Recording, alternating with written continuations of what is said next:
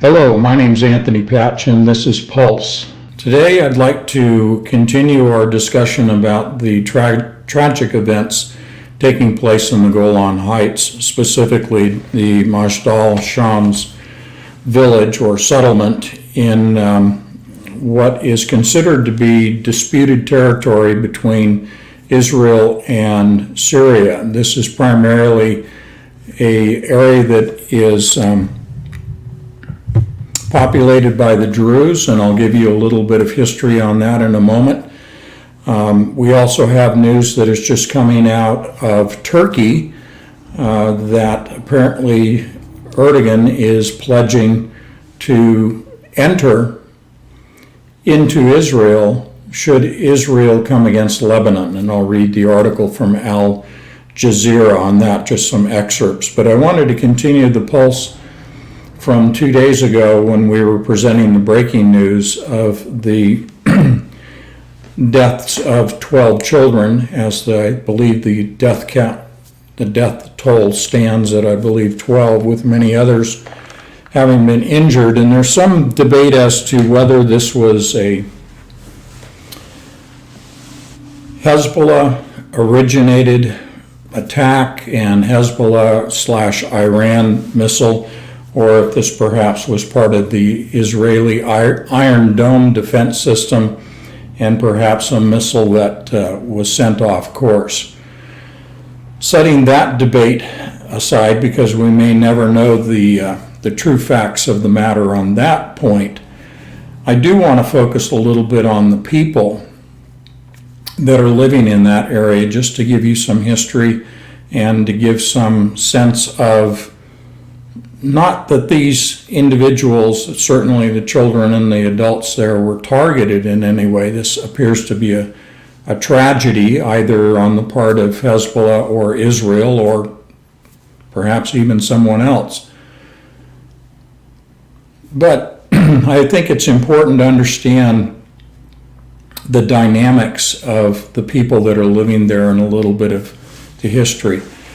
And then we'll get into talking about Turkey. I will also be including in this discussion very briefly a mention about Cyprus, because that is important strategically, geographically, strategically, and militarily and politically at this point in what is going on. And I don't think that Cyprus is getting enough attention on the matter. So we'll try to do that today. So let's go to a little bit of a history lesson on the Druze themselves. And I'm just going to take from Wikipedia, just for the sake of brevity here. In Syria, most Druze live in the Jabal al-Druze, a rugged and mountainous region in the southwest of the country, which is more than 90% Druze inhabited. Some 120 villages are exclusively so. Other notable communities live in the Haram Mountains, the Damascus suburb of Jeramana, and the southeast slopes of Mount Hermon. A large Syrian Druze community historically lived in the Golan Heights, but following wars with Israel in 1967 and 1973, many of these Druze fled to other parts of Syria. Most of those who remained live in a handful of villages in the disputed zone, while only a few live in the narrow remnant that is still under effective Syrian control. So this is contested by Israel. Israel made claim to the territory in 1967. This is not recognized by the UN or the international community as part of Israel. The Druze identify as Arab speaking and politically, if you will, as Syrian, and citizenship, interestingly, with Israel, just to kind of lay things out a little bit. It's a little bit confusing, a little multi-layered. Let's look at the village or the town of Majdal Shams. And Shams means, in Arabic, as I understand it, means Syria or Syrian. So Majdal in Syria. Again, from Wikipedia, this is predominantly a Druze town in the Golan Heights, located in the southern foothills of Mount Hermon. It is known as the informal capital of the region. Since the 1967 Arab-Israeli War, Majid al-Shams has been controlled by Israel, although the international community recognizes it, along with the rest of the Golan Heights, as part of Syria. All right, so we'll just leave that right there. I don't have a close-up of that area on a map. I really wanted to just give you an overview picture of the area. So let me put up a graphic here, because we're going to fold in to the discussion Turkey. So in this particular image, we have Turkey just to the north. And here it comes. It's off the page here, but I wanted to really focus in on Lebanon in the center to give you an idea of where things are. Let's see if I can make sure you can see that. There we go. Okay, so we have Syria, Lebanon, certainly Damascus to the south. There's Israel. Where Syria, Lebanon, and Israel join, that is the Golan Heights. And I wanted to mention Cyprus. We'll get to that in a moment. So here's Cyprus just off the coast in the Mediterranean. And directly north of Cyprus, of course, you can just barely see it, is Turkey itself. Okay, just to give you some semblance of where we are. To the south of Israel, of course, is Egypt, and to the south of Syria, we go into Saudi Arabia. So with those in mind, I'd like to read from Al Jazeera regarding Turkey. This just came out today. War of words, as Erdogan says Turkey could intervene in Israel's war on Gaza. Turkey is again comparing Netanyahu to Hitler while threatening more than a trade ban for the first time. A war of words has broken out between Israel and Turkey after President Recep Tayyip Erdogan threatened his country could intervene militarily in Israel's war on Gaza. Turkish and Israeli officials unleashed barbs at one another on Sunday and Monday after Erdogan said in a speech on Sunday that there is, quote, no reason that Turkey could not act, noting military interventions made in the past in other countries. Again, I'm going to skip through this fairly quickly. Kind of get past some of the political rhetoric, the references to Hitler and so forth. Erdogan said, we need to be very strong so that Israel cannot do these ridiculous things to Palestine. Just as we entered Karabakh, just as we entered Libya, we can do something similar to them, he said. All right, I think that pretty well captures the essence of the message here today. So there are reports that with respect to Lebanon, that should Israel come against Hezbollah in the southern portion of, sorry, I'm turning off my screen sharing, in the southern portion of Lebanon coming against Hezbollah, that Turkey would intervene, as well as President Erdogan's statements regarding Gaza. I think by mentioning the Palestinians, I think I would add to this the Palestinians, of course, in the West Bank. So there have been rumblings for several weeks coming out of Turkey that they would engage in the defense of Hezbollah. I've mentioned in previous pulses regarding Pakistan that Pakistan has promised Turkey that should they come against Israel,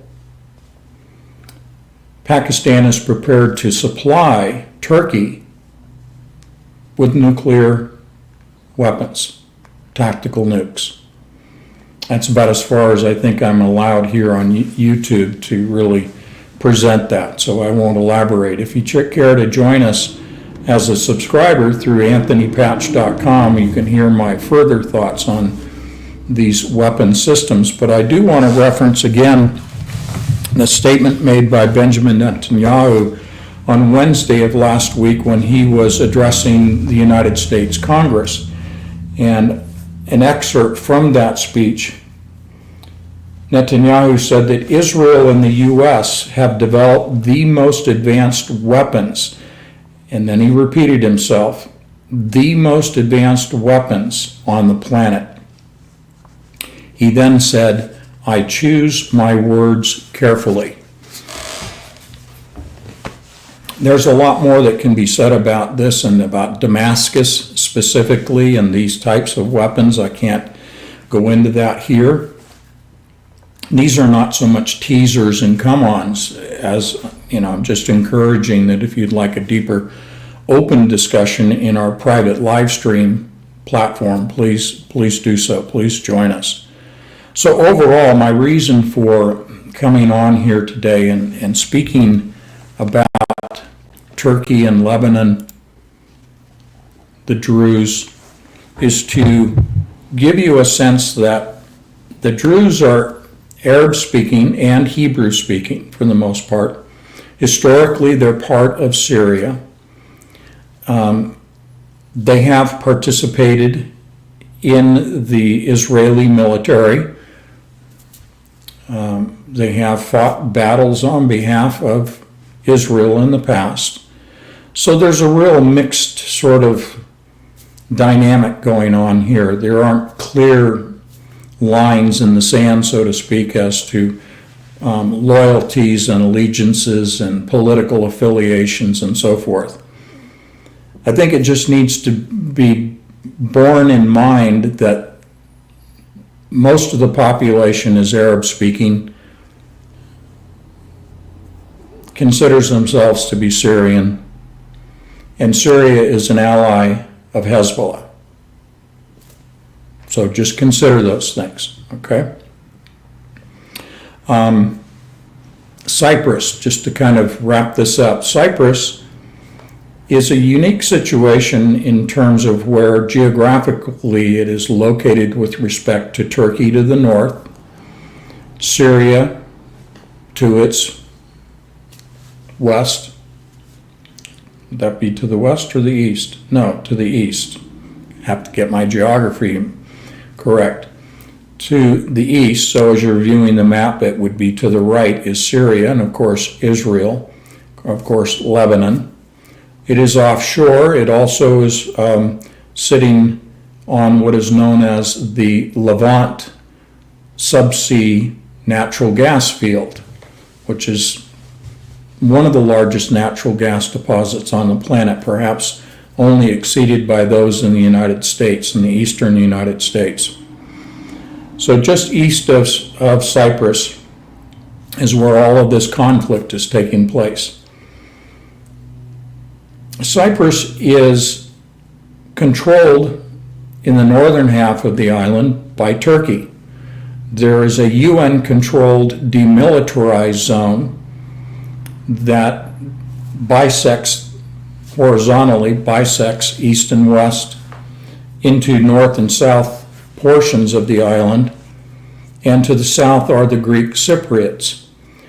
You may have heard several weeks ago that the Cypriots were allowing Israel to place military aircraft in their southern portion of Cyprus, effectively the island becoming a fixed aircraft carrier.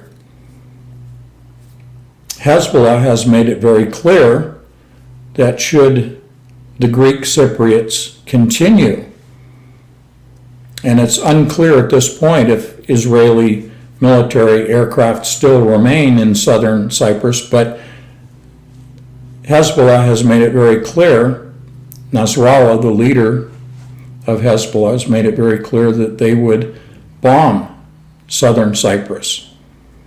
Now, Turkey, controlling the northern portion of the island, of course, is in a strategic position not only to come against the Greek Cypriots and attack the Israeli aircraft if they are still positioned there, but likewise it is a fixed aircraft carrier for Turkey. This also provides the opportunity for naval warships on the part of Turkey to utilize Cyprus. So that is a strategic launching pad for naval and air forces on the part of Turkey. But Turkey also can enter through, on a land base, can enter through into Lebanon directly from Turkey and be able to support Hezbollah. But as Erdogan is intimating, they intend to actually move into Israel. The goal is to bring Turkish forces into Israel itself. Those are the latest reports that are coming out. So things are escalating very quickly, and the backdrop to this movement, proposed movement on the part of Turkey, again I cite Pakistan and its promise to deliver nuclear weapons to Turkey. So things are getting very dicey. I oftentimes lately have been using the image of Netanyahu being backed into a corner or painted into a corner. I elaborate that in my live streams, but suffice it to say here today, very succinctly, this announcement by Erdogan further pushes Netanyahu into a corner in which he is preemptively feeling that he needs to strike out against Hezbollah in southern Lebanon and perhaps all of Lebanon, including Beirut. It's hard to really understand, returning back to this issue of the Golan Heights and Majda Shams and the Druze. On the surface, it appears that this may be something that Netanyahu will utilize as a justification. And certainly there are a lot of outcries in the media that are being portrayed, pressuring Netanyahu to strike against Hezbollah. But it's really the form, the military weapons that will be used in a preemptive manner that I cannot elaborate on here, that I am very concerned that Netanyahu is going to utilize because of the weakened condition of the IDF relative to its ongoing conflict in Gaza. So, and of course we have the Houthis who've declared open warfare against Israel out of Yemen. So a lot is going on. We will continue with these geopolitical pulse videos again as events unfold. I hope you find this to be informative. We're not here to promote fear or anxiety. We're simply here to report and to inform, and to a certain extent, my offering to you my observations, my interpretations, for whatever that's worth, for you to just to consider. Use your own critical thinking skills with the information that I'm providing to you. Thank you, and please join us through anthonypatch.com if you feel so inclined. God bless you.